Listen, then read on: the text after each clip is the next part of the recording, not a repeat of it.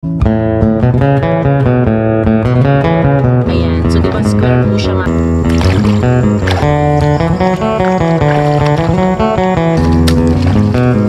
Ha? Isa lang po yung kanya.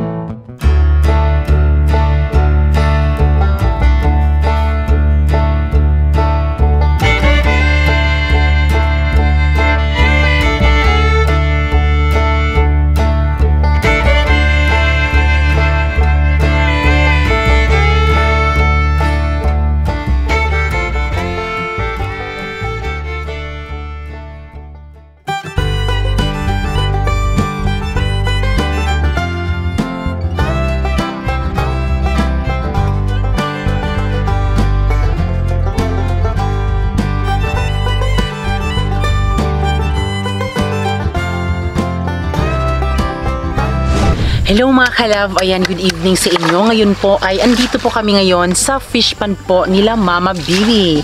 Bakit nga ba kami andito? Dahil bukas po ay magha-harvest po. So, di ba nakita niyo naman po sa ibang mga vlog namin na nagha-harvest kami gabi talaga papuntang madaling araw. Pero sa ngayon mga kalab, dahil malaki kasi yung tubig, pero dahil andito na kami sa fish pond, so syempre, ang gagawin namin ngayon ay lahat po ng mga alimango nandito sa fish pond mga kalab ay kukunin po. So, hindi po siya kakamayin, hindi po siya kung anong dapat gawin. So, yan po ay magtataan mga kalab ang tawag sa amin. At para makakuha po tayo ng alimango at para magamit po natin yung bubunet at syempre yung gagamitin natin ay itong mga bubunet mga kalab. Ayan, bubunet. Tapos ito pa. Ayan, so sinadya talaga namin na dalhin namin yan dito sa fish pond nila Mama Bibi para bukas hindi na ma-hassle para kunin po ang mga alimango mga kalab. At syempre, yung oras po ngayon mga kalab ay 9:11 PM na po at para po pumasok po talaga yung mga alimango sa bubunet ay meron ho tayong ipapakain sa kanila. Ito po, pain po at ang tawag dito sa amin ay Kuya Mas. So, i-comment nyo dyan mga kalab kung ano ang pangalan dyan sa Tagalog. Kasi dito hindi to siya alimango, hindi din po ito kasag at syempre yung kagang. So, ito po ay Kuya Mas po ito sa amin mga kalab ang tawag dito. At ngayon po mga kalab, kailangan po munang lagyan po mga kalab nito. Dito kasi ipapasok po yung pain po para pumasok po yung alimango dito. At ito na po yung nalagyan mga kalab. O, tignan nyo po. Ayan na po. Andyan sa loob po yung pain ng alimango. Ayan. So, ayan po yung kanilang ginagawa mga kalab. Ito naman yung Kuya Mas makalab. So, dapat hihiwalay natin yung katawan niya makalab. Parang ganito makalab. Tadtarin. Ayan na po yung itsura bago natin ipapasok dito sa kanyang painan. Ayan. Oh, ayan. Okay na yan. Tapos lalagay dito 100%. Diyan natin ilalagay. Oh. Hihilahin mo dito sa gitna para gumagano, no? Dali lang yan. Meron kayong matutunan ito makalab kapag may fish pan na talaga kayo. Bye! Ito po yung natatapos kong makalab na lagyan ng pain. Ito pa yung isa. Ayan, nalagyan na din yan ng pain. So sa mga hindi po nakakaalam dito po sa amin at hindi ko po din alam kung ano din po yung pangkuha nyo dyan sa alimango. So dito sa amin meron pong dalawang uri po para pangkuha po ng alimango. So dito meron kaming bubunet. At yung pangalawa naman ay meron kami ditong baknet or panggal.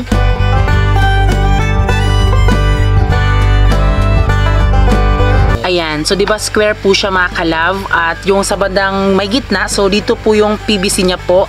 At alam niyo po mga kalab, iba-iba po yung pag ano nito, paglagay diba? Kasi ito, kailangan mo siyang ilagay pag low tide siya, tapos lalagyan mo ng mga nipa, usok-usukan mo mga kalab para may palatandaan ka mga kalab na dyan mo siya kinuha. So, ilalagay mo siya kapag low tide. At ito naman, ilalagay mo siya pag high tide kasi di mo na siya kailangan lagyan pa ng nipa para may palatandaan ka siya kasi kapag nilagay mo siya sa high tide na tubig, meron po siyang palatandaan mga kalab na ice bucket mga kalab. Nakadepende po yan basta yung bagay na lumulutang para malaman mo na dyan yung pinagtataan mo. Iba't iba din po yung ilalagay mo na pagkain mga kalab tapos ipasok mo sa loob para yung mga alimango is pumunta doon mga kalab. So hindi na sila makakaakyat dahil medyo madulas siya. Pumapasok siya dito sa may gitna at dito naman is dito sa may gilid mga kalab. Bubunet at panggal.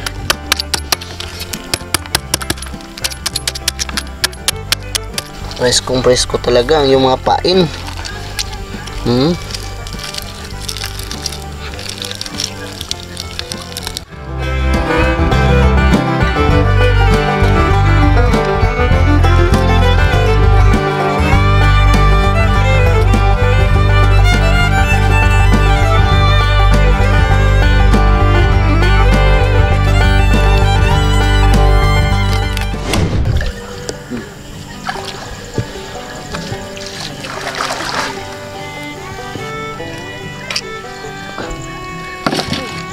Maro. Mabubunot to.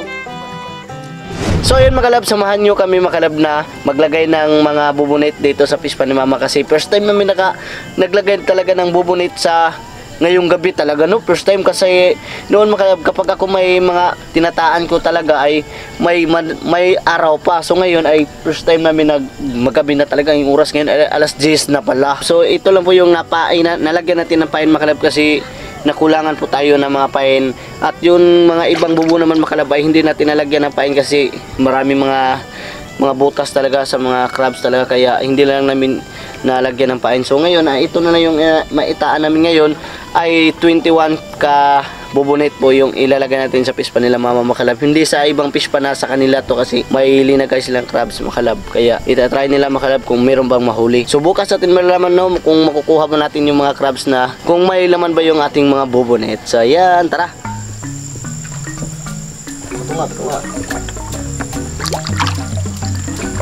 So yun mga kalab, ngayon po ay nakasakay na po kami ng bangka. Ayan, so yung kasama namin ay si Limar mga kalab, kuya po ni Noli at si Giselle. So siya po yung taga-alalay sa akin kung akin na yung battery kasi ako yung magbi-video. At ayun po, dito na kami. So talagang ipapakita talaga namin sa inyo step by step talaga kung paano ilagay para din naman may malaman kayo kahit kaunti sa aming mga vlog mga kalab. So yun yung gusto namin. So ayan, let's go. Sasamahan na natin si Francis para ilagay po yung mga yung mga bubunit para makakuha po ng alimango bukas.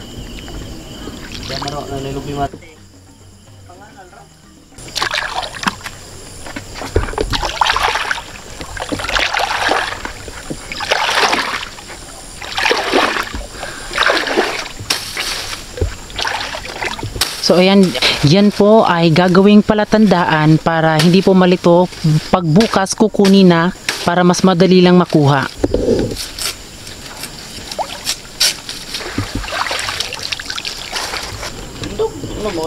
So yan, bibigyan natin si Francis ng bubunit para ito yung kanyang ilalagay. Ayan, nilalagay na po ni Francis at ganyan po ilagay yung bubunit mga kalab at lalagyan po ng nipa para gawing palatandaan. So si Francis ay naglalakad na lang dahil medyo low tide sa bandang dito. So kami po ay andito po sa nila Mama Bibi sa kanilang fish pond po. Yan, kumuha na naman po si Francis ng palatandaan para sa bubunit.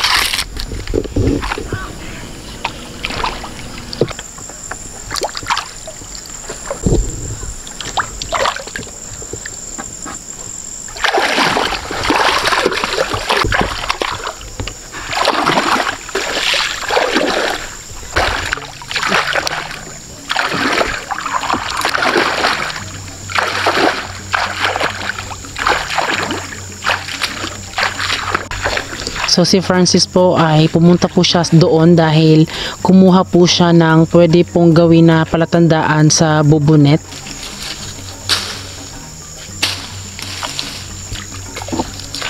May crabs ako nahuli. So may crabs daw si Francis na nahuli. So ang crabs na yan ay dito po yan sa fish pond po nila Mama Bibi. Tignan nyo po yung nakita ni Francis na crabs. So do. Balik dito kunti. Maliit. Ito po niya binalik Bi. Maliit. So, binalik po ni Francis mga kalab kasi maliit daw. Yan naman. And you relax.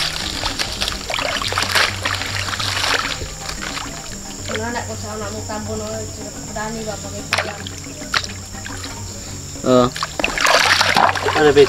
So, may hipon na pumasok mga kalab. O, tignan nyo. Ayan, hipon niya. At ayan makalab, nakikita nyo makalab, yung tubig talaga makalab ay low tide talaga na. Hanggang dito na lang makalab, hanggang dito na lang sa may kiting ko makalab. So ngayon ay dito na lang sila, Yuli at si Giselle makalab, ay magbibideo na lang sila dito kasi doon namin ilalagay namin yung ibang bubunit makalab para makakuha din tayo ng crabs bukas, no. Tingnan. May tubig. May tubig.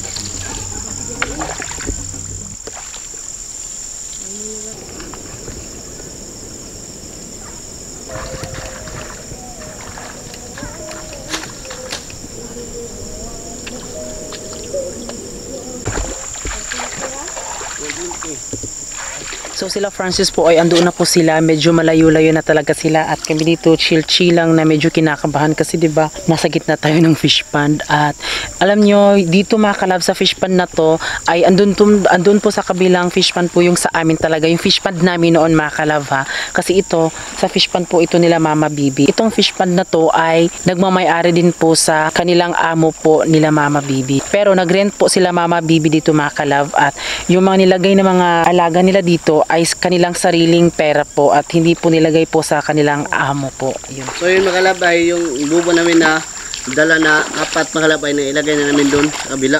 Bukas atin yan malalaman kung may huli ba na crabs. Tangkig. Asa?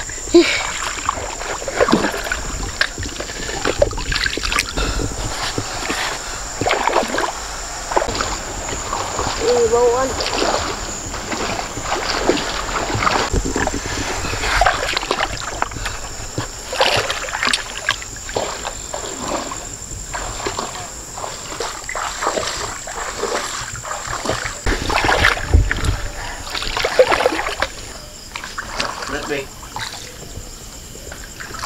Dito nyo po makikita yung pamerta po nila Mama Bibi, ayan, medyo sira na siya. So yan po yung ano mga kalabo, isa sa ano, panggal.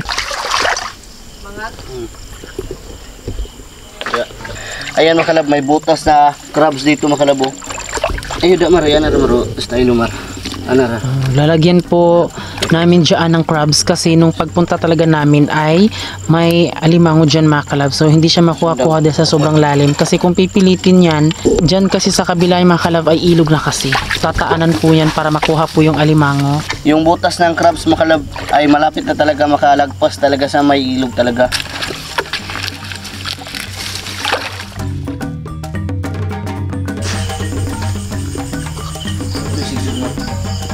Ilog din mar.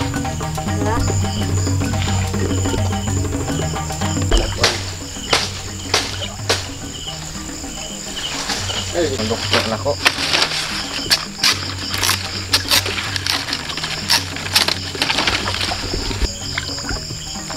May sumbre mar.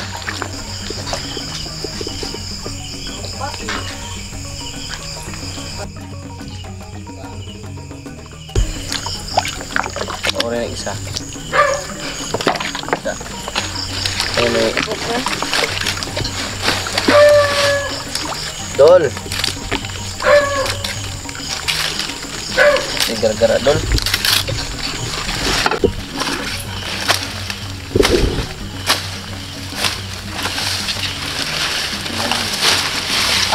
Isa lang.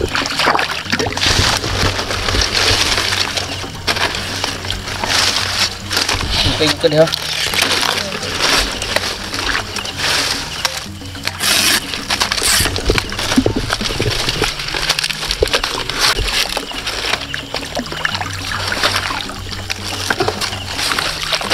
Ito ilalagay.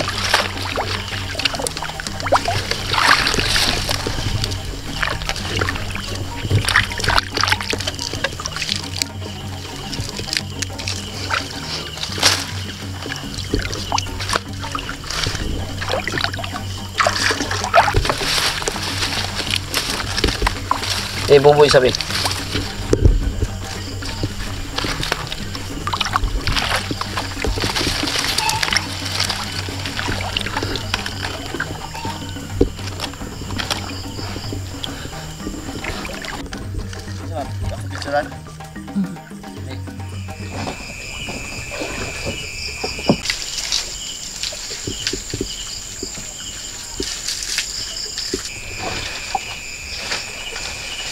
So yun mga kalab, yung natira na lang natin na bubunit talaga ay 4 na lang. So doon namin ilalagay doon sa kabilang mismo talaga sa kabilang fish pan talaga nila mama talaga mga kalab.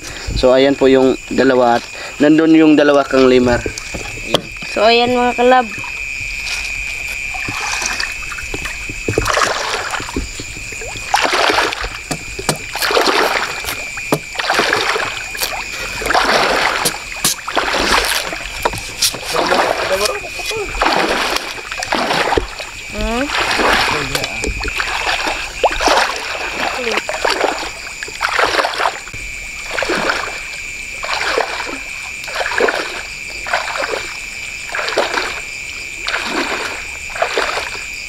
So yun mga kalab, na ilagay na namin lahat ng aming mga taan talaga na bubunit.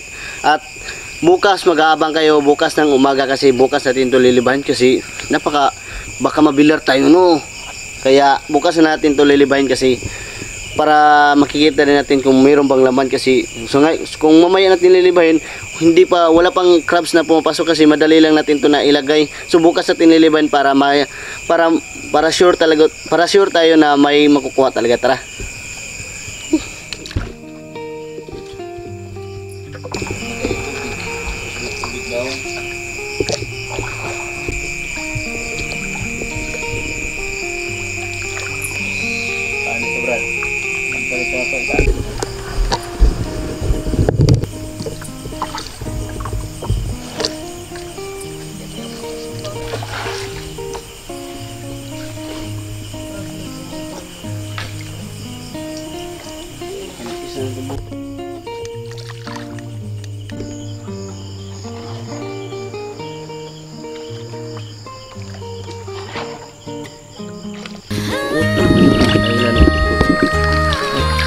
Wah,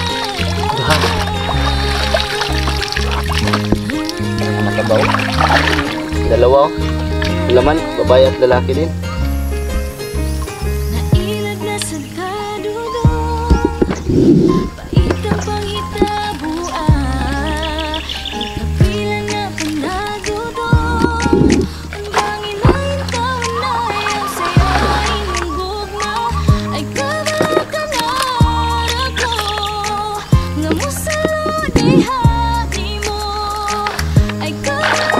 Wala nang laman. Kain.